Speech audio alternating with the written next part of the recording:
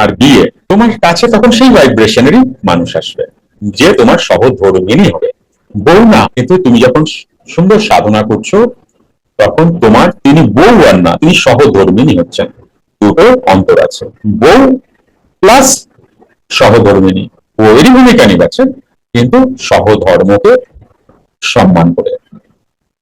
এবং তুমি এটা করছো, তোমার ওয়াইফ তাকে তোমাকে হেল্প করবে।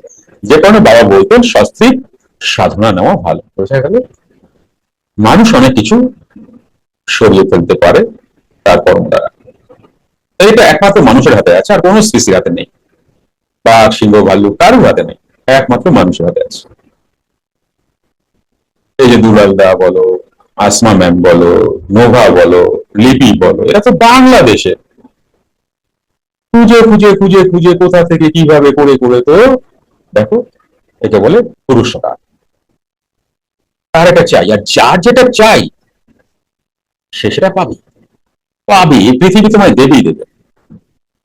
এই জগৎটা না সাগরের মতো, তুমি যা ফেলে দাও তাই আবার রিটার্ন করে দেবে। কখনো বেশি করেও দেয়, কম দেয় না।